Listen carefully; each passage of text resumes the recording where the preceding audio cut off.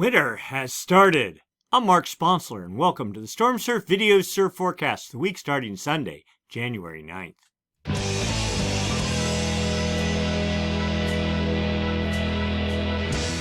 Stormsurf, waves, weather, buoys, altimetry, snow, temperatures, El Nino, weather analysis, real data for outdoor people, all the time, no hype. Looking at significant wave heights, the North Pacific Ocean, we have a gale generating about 34-foot seas, aimed due west of Central California, San Francisco, and generating swell. And there is also swell, you can sort of see it here, pushing into the Hawaiian Islands, and yet energy from a previous gale up in the northern Gulf of Alaska. So there is something to talk about this week, and more to come. Let's get into the details. As usual, we'll start by looking at jet stream level winds. These winds of about 30,000 feet, help support the formation of gales when they form, help direct their track. We're looking for a dip in the jet. You see sort of a generic area here of the jet trying to fall south. What that helps to do is create a counterclockwise flow aloft and down at the ocean surface. And of course, low pressure, if it's deep enough, generates winds. Winds, if they're strong enough, generate seas. Seas, if they're high enough, as they radiate away from the fetch area, turn into swell. Of course, swell, when it hits your beach, turns into surf. We have a beautiful jet stream level flow right now, pushing off Japan down pretty far south, down 30 north, the whole way consolidated across the Pacific to a point somewhere out about maybe 1,100 miles off of San Francisco, with winds building to 160 knots, offering pretty decent support for gale development. Now, where the jet stream splits, you get high pressure right here. So that pretty much sets up either a light offshore flow or a north flow, depending on where the center of the high pressure system is. This case, it's pretty much right over California, meaning light winds, pretty classic winter type weather pattern there.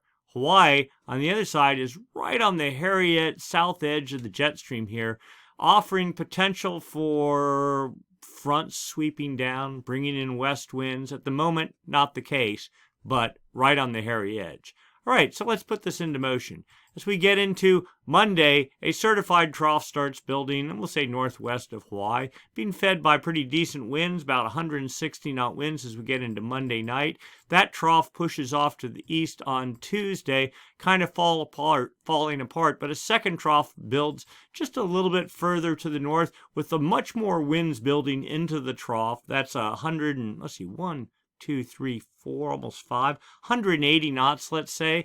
That pushes a lot of energy down into the trough like that. That helps really feed the circulation and pushing fetch to the southeast and off to the east towards primarily, we're going to say, California. That trough lifts off to the northeast as we get into Thursday, fades out. Then another trough, and also notice the jet almost trying to split here as we get into Friday, with another trough on the leading edge of that lifting off to the northeast. But wind energy starts building again on Saturday off of Japan, and a broad trough sets up over in the northwest Pacific. That would probably favor Hawaii a little bit more, with winds building to almost 190 knots as we get to the end of the model run here. Split point retrogrades back to a point a little bit northwest of Hawaii, maybe giving Hawaii a bit of a break. Hard to say. The jet falling right down over the islands here, so unknown, but certainly no obvious signs of weather pushing into California, with them being protected by the split jet stream flow aloft. So let's go down into the atmosphere. Surface level pressure, surface level winds. At the moment,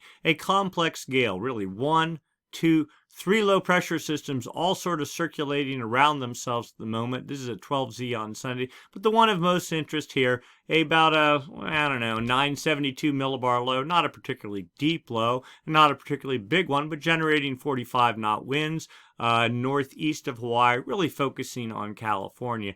That one lifts off to the northeast as we get into Sunday night. But notice another little fetch right behind that on Monday. A broader fetch aimed directly at Hawaii behind that. Also midday Monday, 35-knot winds. That sort of fades off. And then a new gale, if not a storm, right there. You can barely see it under the labels here. 55-knot, we'll say it west to northwest winds on Tuesday.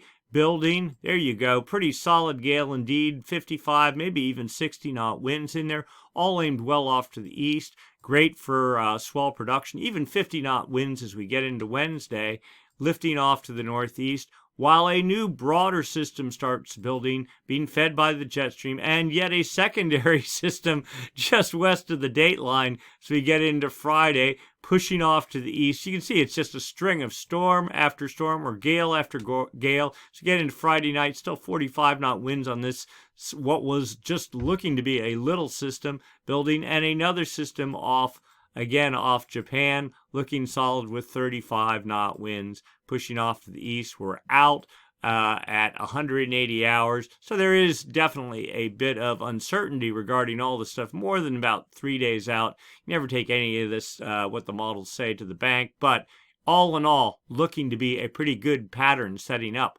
Let's get into see the effect of these winds on the ocean surface.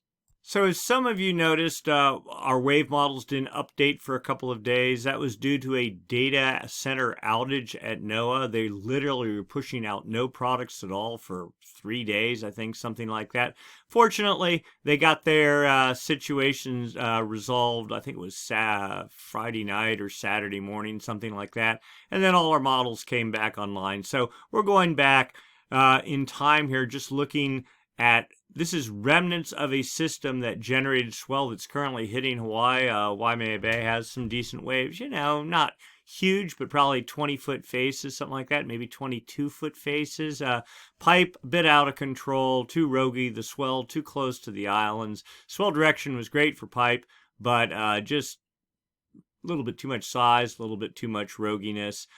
Anyway, swell from that system pushing towards California. Also, another system started developing Saturday night, and you can see here with 34-foot seas, and then building to 39 feet as of this morning, and then fading a little bit, pushing into the Gulf of Alaska, still with about 36-foot seas. Swell energy from this one is pushing to California, expected to arrive about the same time the swell that's currently hitting Hawaii is going to reach the coast as well. More energy, more period with this one, less energy, less period with the previous one, all arriving in California sometime on Tuesday and building from there. All right, this is Hindcast model. Let's go look at the forecast.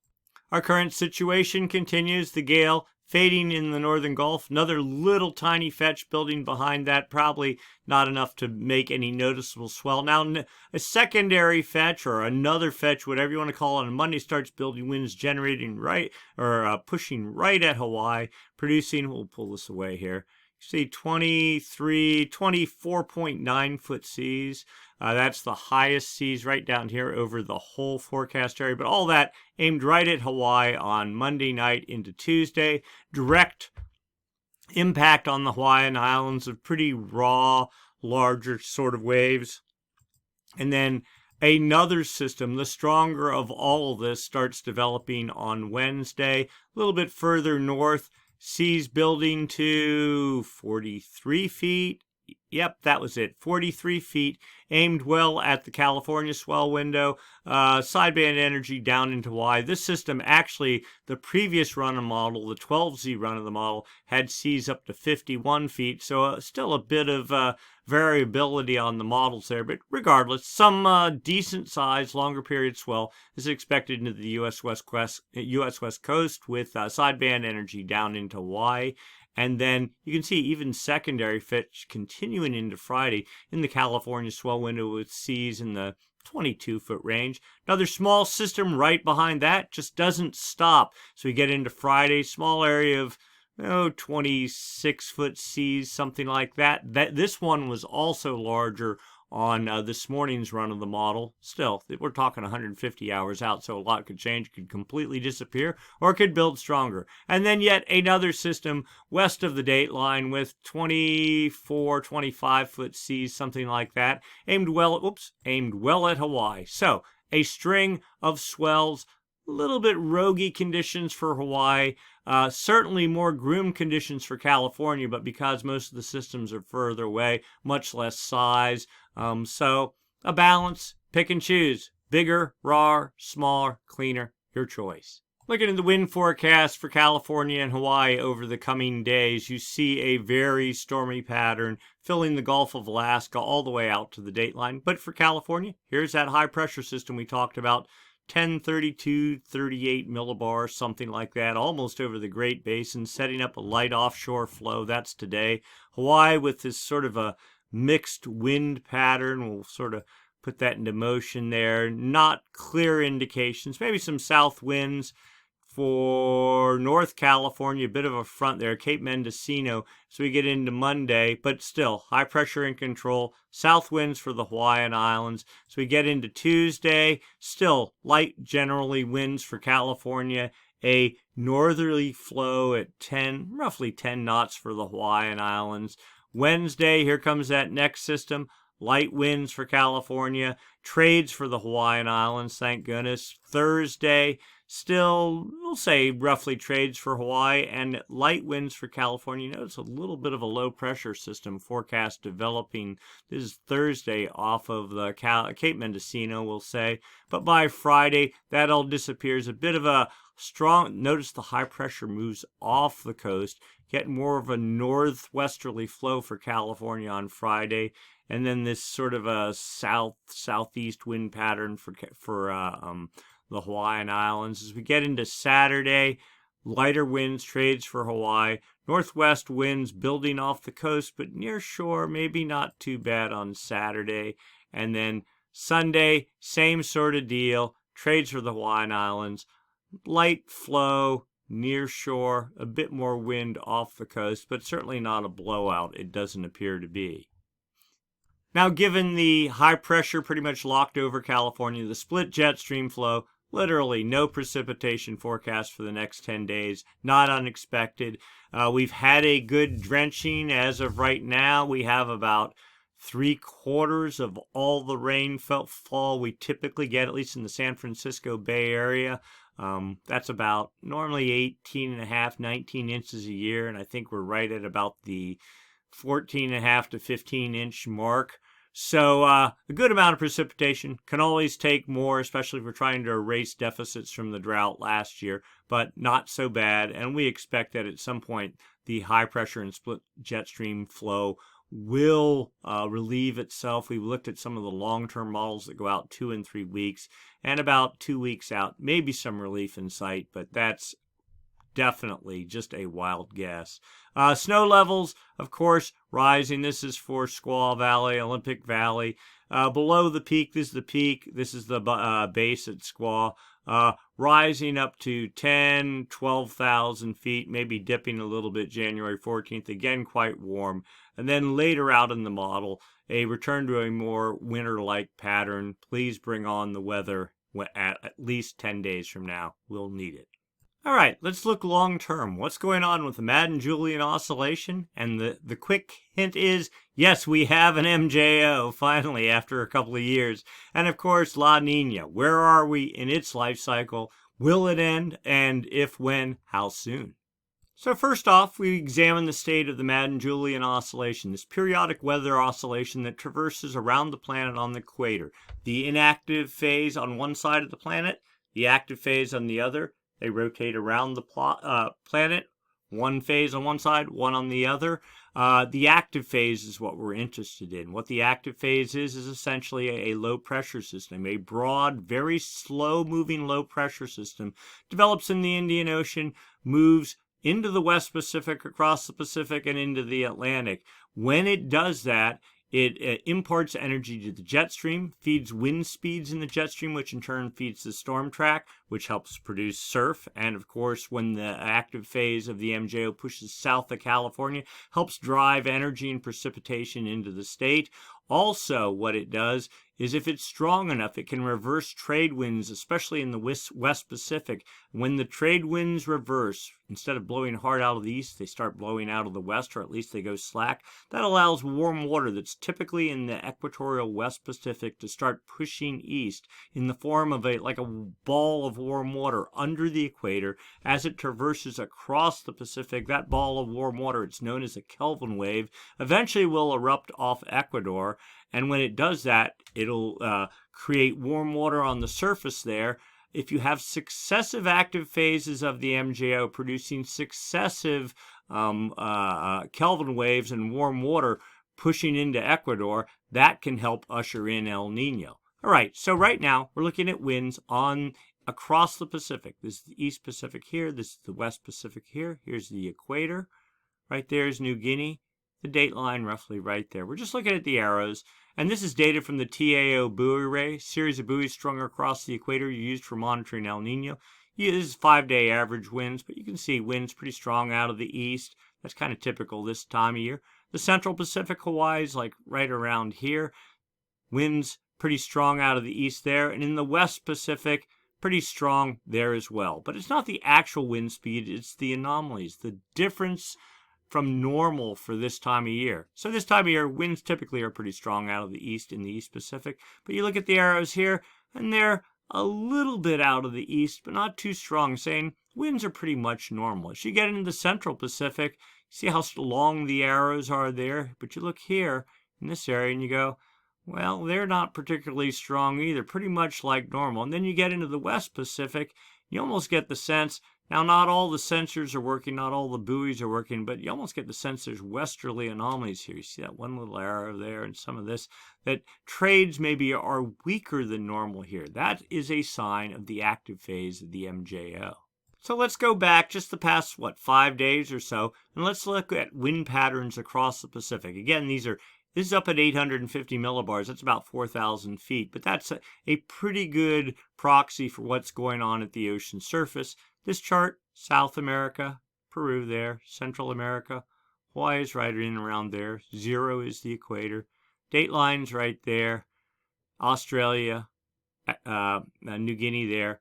The area we're interested in really here, the West Pacific, from about 135 east to 170 west, 5 degrees north and south of the equator, called the Kelvin wave generation area. When the active phase of the MJO is over this area, it creates westerly anomalies. And looking at this chart, the reds are westerly anomalies. They're right smack in the Kelvin wave generation area on January 3rd. So that potentially can help to create a Kelvin wave, warm water pushing to the east, if it lasts for several days. So we looked into January 4th. Same deal. January 5th, a little bit weaker on the 6th, and kind of you get the sense that the active phase may be moving a bit to the east as we get into January 7th. But all this way better than strong easterly anomalies over this same area, which has been the case for the majority of this year.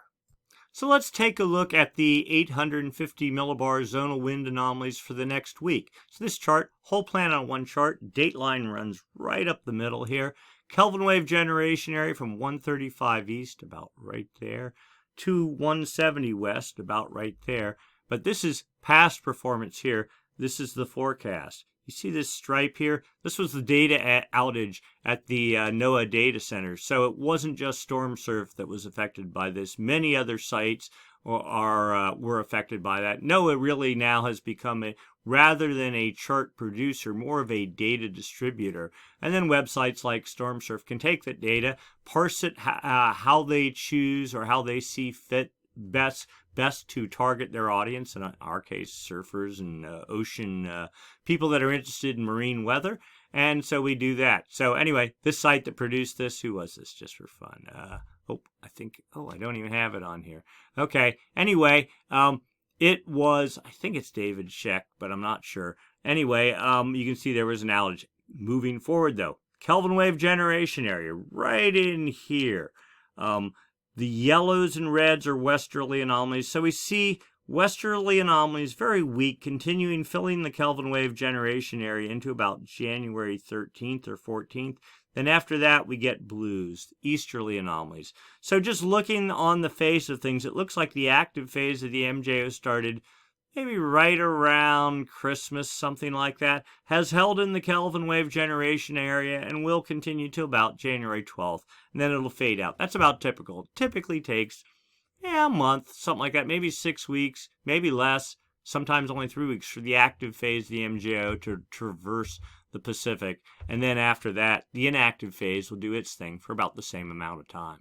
Next up, outgoing long-wave radiation charts. Fancy words for cloud cover. Again, the active phase of the MJO, that's the one that helps impart energy to the jet stream and feed the storm track, is low pressure, which is clouds. The blues are areas of increased cloudiness, the active phase of the MJO. The reds, the inactive phase, clear skies. All right, so let's get oriented. South America here, Central America, Hawaii, New Guinea, dateline right there, the equator right there. The area we're interested in is right around here, Kelvin wave generation area.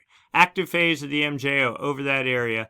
Now notice, January 4th. This is all probably also related to that data outage. 5 days later, that's right, 4 panels here, each 5 days long. So that if that's the 4th, this would be about the 9th. This would be today. Active phase of the MJO, still in the Kelvin wave generation area.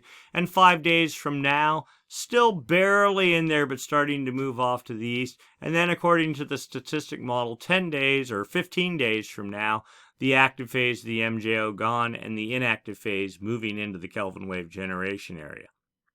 The dynamic model pretty much, let's see, we'll keep the last panel there. Pretty much showing the same thing, but showing the active phase still reasonably trying to hang on in the area of the dateline, with the inactive phase trying to make its way over the maritime continent into the West Pacific, not quite there yet. So the two models close to in sync, just a little bit of unknowns about exactly when the inactive phase and the shutdown of the storm track will take place. Next up, the upper level model, just showing basically where areas favorable for precipitation are or areas that are dry. The greens are wet areas, the yellows, dry areas. The greens, roughly the active phase of the MJO, the yellow, the inactive phase. 8 panels here, 5 days each. Let's get oriented. South America, Central America, Hawaii right about there, the equator right there, the dateline roughly there, New Guinea, the Philippines, Kelvin wave generation area right about there. So we see some greens in this area, sort of the active phase of the MJO, weak, hanging on, almost gone by January 14th. And then as we get into January 19th, yellows taking over, dry air moving in, inactive phase of the MJO makes its way across the Pacific, pushing into Central America on February 18th, as a new active phase of the MJO develops in the West Pacific about February 8th and starts making its way across the Pacific. So the short of it is, looking at this, and this is from the statistic model, roughly another 10 days or so of support for storm development. Then things dry out till about the end of the first week in February, where then the storm machine potentially can wake up again, wind energy getting pushed into the jet from the active phase of the MJO, and then we're back in business. The 1 month model here, this is again the reds and yellow. The reds here are westerly anomalies, the active phase of the MJO. Blues, the inactive phase.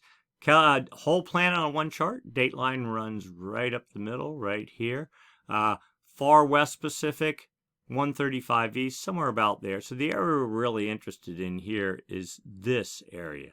Okay, you see and the solid contour is the active phase of the MJO. So you can see it started even around Thanksgiving, slowly pushing its way into the West Pacific.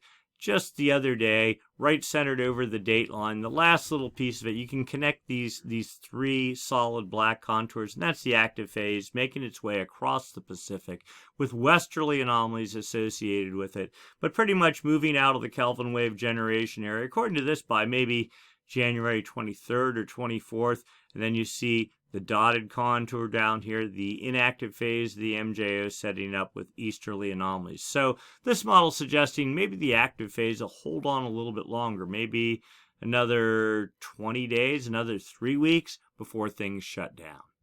And then finally, the CFS model that goes out not 1 month, but 3 months, all right?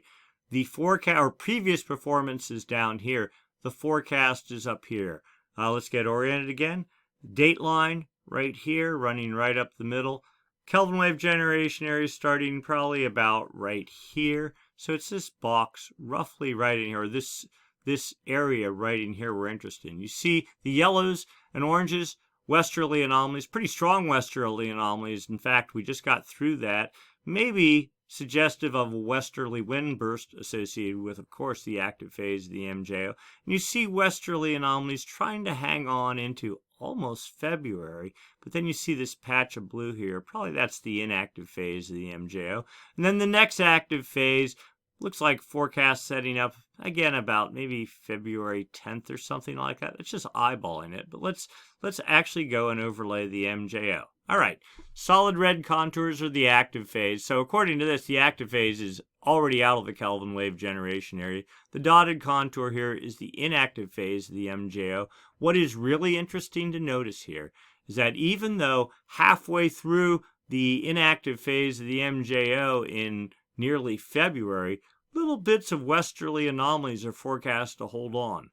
A couple of months ago, that never would have happened. Well, we didn't even really have any active phases of the MJO, and when we did get them, they didn't produce any westerly anomalies. This suggests to me that perhaps La Nina is starting to lose its grip. So then we just have this little patch of easterly anomalies really from February 2nd into about, maybe middle of February, something like that. But then another pretty solid active phase of the MJO is forecast setting up from, we'll say, first week in February, the whole way through into the end of March. This will be another big sweet spot for storm development if it all comes the way this model forecasts. And then finally, we overlay the low-pass filter. And this is the El Nino La Nina filter, if you want to call it that. The dotted contour here, high-pressure bias. You can see, and there's the date line running right up the middle. Two contours, high-pressure bias, pretty strong, but it's fading out like literally today.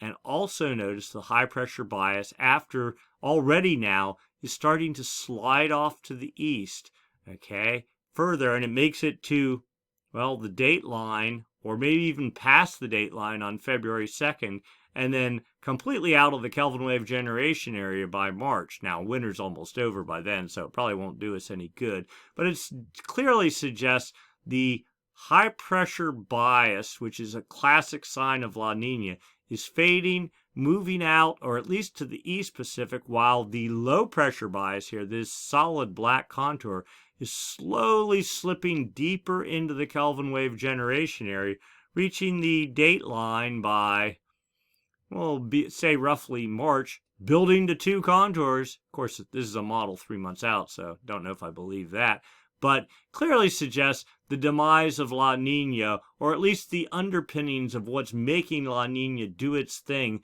are going to be eroded away. That really probably doesn't do us a whole lot of good right now. Maybe it'll help support this active phase of the MJO in late February, something like that. But all in all, still, it smells of a La Nina pattern for the bulk of this winter.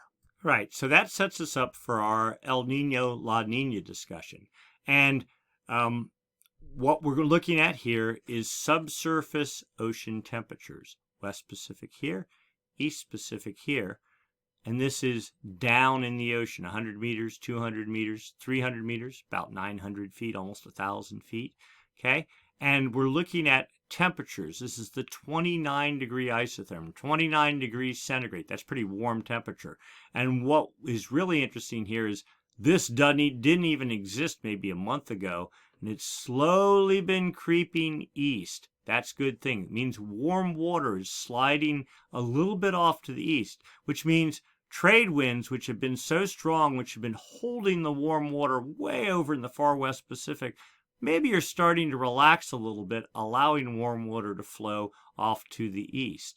The 28-degree isotherm, which was at 180 west, also trying to make a little headway. Probably not much. This is about what it was last week. And the 24-degree isotherm actually has retrograded a little bit. I think it was over at like 125 or even 120. It's at 140. But I think there's a method to the madness here. Okay, and you're going to see it here. All right, so that was the actual temperatures. This is anomalies. Again, the difference from normal. A large bolus of warm water, 4 degrees centigrade above normal. Where's the date line? Right there, 180. So we'll just go down right about there. So it's centered under the date line right now. And this line, the dividing line, and there's cold water here in the far east Pacific. It was much colder last week. It's weaker. It's moving off to the east. And this warm water pocket is moving, we think, off to the west. Off to the east. But notice right in here, there is, oh yeah, you want to see this. These X's here, this is the anchor lines on the TAA buoys. The X's are sensors on the anchors, but there's no data right here. Whatever, the one buoy that's here and its anchor, maybe the solar panels are dead, who knows, but it's not reporting. So there's a bit of uncertainty regarding, is this warm water pushing off to the west or not, at least using this data. The higher res model that we typically look at, right after that one, is also down, not showing data. We suspect that is because of the data outage again at the NOAA data center. But we have yet other things we can look at. This is sea surface height. Maybe we can pull it. Sea level anomaly, okay? So not waves, not wind waves, not tides, but just the spherical curve of the ocean. Is it higher or lower than normal? Okay, so let's orient ourselves. South America, Chile down there, Peru right there, Ecuador there, Central America, Hawaii right there, the equator right there, the date line right here. Okay, negative anomalies, -5 centimeters, not temperatures, -5 centimeters, 10 centimeters, 15 centimeters. The height of the ocean is a little bit dipping right here between the Galapagos and about midway out to the date line. So typically, cold water at depth contracts. That'll create a divot on the ocean surface. Stronger than normal trade winds will take water that's normally here, push it off to the west. So this suggests cold water at depth off Peru. But warm water, broad area of it, which was confined to just the date line or west of there, or even it was more like back here, is now definitely moving off to the east, again giving us another hint that maybe a Kelvin wave is in flight. And then this chart sort of marries everything up and also gives us the view over time. So last January here, you can see this is the West Pacific, this is the East Pacific. Reds, warmer than normal temperatures. Blues, colder than normal temperatures. Last year's La Nina. And then starting in March, we got a westerly wind burst. Active phase of the MGO created 1, 2, 3 Kelvin waves. That is warm water pushing from the West Pacific to the East Pacific. Okay? And then in about July, somewhere like that, the La Nina-induced trade started building again. Temperatures sunk dramatically. Here's where we are today. You also see this, the warm water starting to push off to the east again sooner than it did last year, because in January we were in a much colder state. Now you see warm water pushing off to about 155 east, and you see the colder temperatures at depth look like they're giving way, they're weaker, and they're giving way, allowing the warm water to push off to the west. Perhaps this is a sign also of the demise of La Nina, especially since it's doing it in January. So what's going on at the ocean's surface? Well, it's pretty much the same old story. We show this chart every week, and for the most part, it hadn't changed. There's Peru down there, or Chile down there, Peru, Ecuador, the equator right there, Central America, Hawaii. The blues, colder than normal temperatures. Classic La Nina pattern with colder than normal temperatures on the equator from Ecuador the whole way out to effectively the date line. With this one cold pocket that's been noodling around somewhere around 110. That's the last of the cold temperatures at depth, we think, erupting up to the surface. Okay, and no sign of any real warming other than some stray little pockets here along Chile and Ecuador, but no wholesale sign that La Nina is dead yet. And it is the ocean temperatures on the surface, not down underneath, but at the surface, that really dictate how the atmosphere is interacting with the ocean. Colder than normal temperatures stomp on evaporation, and if you don't have evaporation, then you get sinking air. That's high pressure and clear skies, and this is sort of the classic La Nina pattern.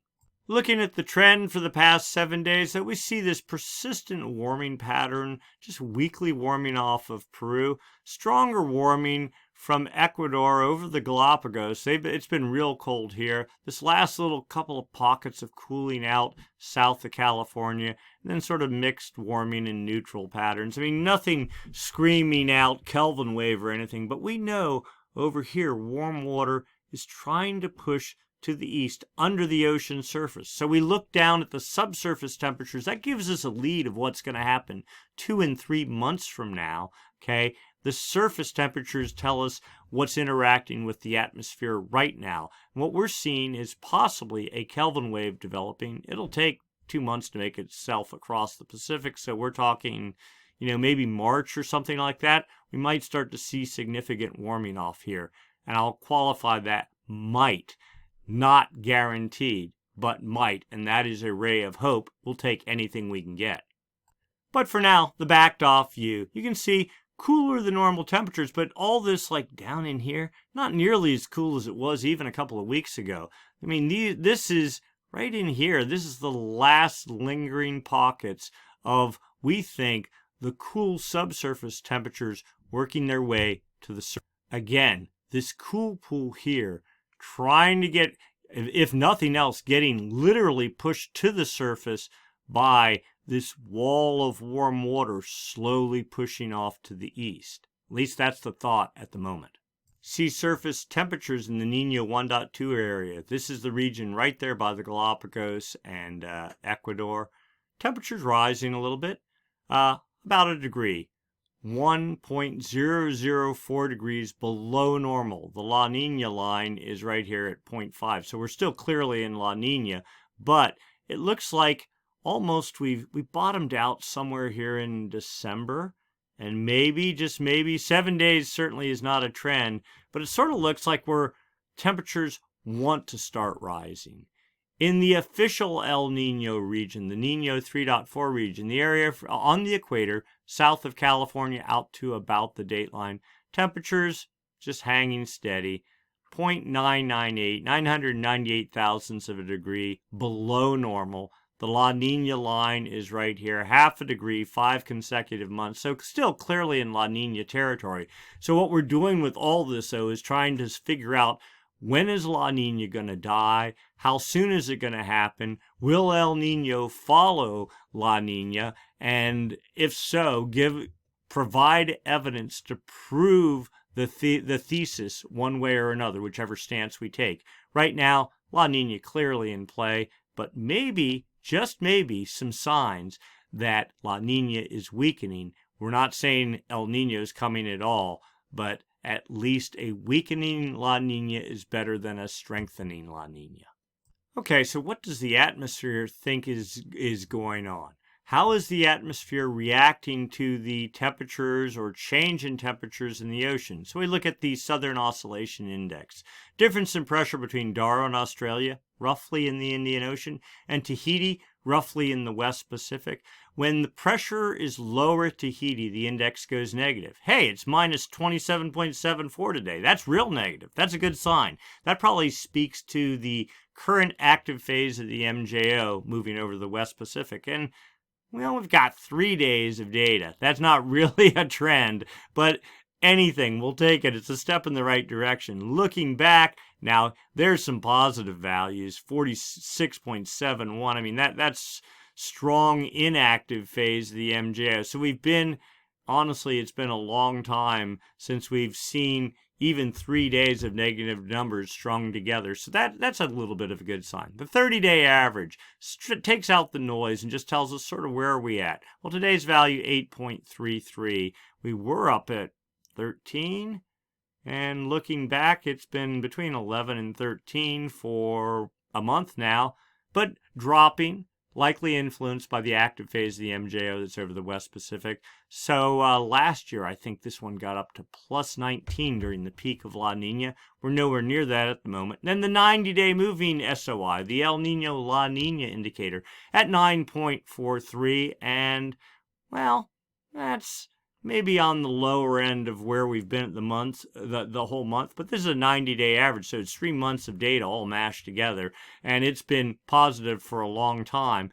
Now, last year, this was up to about plus 15 sometime in January. We're not really close to that either. All this suggesting that La Nina, which should be peaking somewhere around now, doesn't look so strong in the atmosphere. I mean, clearly in the ocean it doesn't look great, but in the atmosphere, maybe not so bad. Here's a 30-day SOI graphed out over a couple of years, January 2020, pretty much a neutral MJO phase. But then as we got into the fall of 2020, you can see the SOI moving positive, strongly so in January 2021. Clearly that was La Nina. Then this summer, things kind of mellowed out a little bit, almost returned to neutral. But then again, La Nina raised its head again. Here's where we are today, though. The early part of January, we're there at about 10, whereas in the early part of January last year, we're at 20. So La Nina in the atmosphere, according to this, half as strong as it was last year. And then finally, the forecast from the CFS version 2 model for sea surface temperatures in the Nino 3.4 region of the Pacific on the equator, the official El Nino region, that area south of California on the equator out to about the dateline. Today, temperatures projected or really about minus 1.1 degrees below normal. Now, this latest update of the model says temperatures slowly trying to increase, but not strongly so, and still at borderline minimal La Nina conditions as we get into July, half a degree below normal. The PDF corrected version, maybe 0.4 of a degree below normal, still just about bare minimum La Nina conditions. So no immediate sign here of a massive rebound, a flop over into El Nino or anything that. Just a slow, steady warming. So for now, good news. The models have woken up. We're almost going to start some winter. A series of gales are forecast developing or have developed on the dateline, pushing into the Gulf. With varying degrees of strength, but a series of swells bound for Hawaii and the U.S. West Coast from a pretty westerly angle relative to California, too, giving hope for Southern California for the next week or maybe even more. That's great news. Then beyond that, well, with the active phase of the MJO likely is going to take a break. The jet stream will probably split. We can only hope that it splits and the split point moves back towards the dateline enough that backdoor troughs start pushing down the California coast and we get some precipitation and snow. We don't want the wet season to be over yet. We don't really think that's going to happen. I mean, it's only almost the second week in January. Another active phase of the MJO forecast in the, we'll say, mid-February to mid-March timeframe. That will provide another opportunity for swell production and for precip if it's strong enough, and it does look like to be a pretty solid active phase of the MJO, and possibly also producing a Kelvin wave and it actually looks like at this point in time there might be a Kelvin wave in flight. Looking long term, this is all good news. One Kelvin wave, if it's happening now, will take 2 to 3 months to make it across the Pacific. So that'll hit us in maybe the April time frame. And then if we get another Kelvin wave in the, we'll say, early March time frame, well, that Kelvin wave would erupt maybe in the June-ish time frame. So hard to say exactly how this works out. Maybe it sort of smells a little bit like a repeat of last year, but clearly this year's La Nina not nearly as strong as last year. So the general thought is it's all looking better from here forward. Yeah, probably still a windy, cold kind of spring pattern, but maybe not as bad as the typical La Nina thing. Seeing how this La Nina this second year dip of the La Nina is looking pretty weak. All right, and then beyond that, well, The model suggests not a return even to neutral, but slightly biased cool. Not surprising, looking at the position of the high and low pressure bias. I mean, we're really not going to get La Nina out of here till August or September, and so we're talking, next fall, maybe things will return to normal, and that is a bit of a reach, but I'm sure as we get deeper into the fall of next year, it will all be over, and we'll be in a pretty good shape. So, not a bad way to start out the new year. If you enjoyed the video, there we go, give us a thumbs up, we'd appreciate it. If you have any questions or concerns, well, drop us a comment. We reply pretty quickly. We try.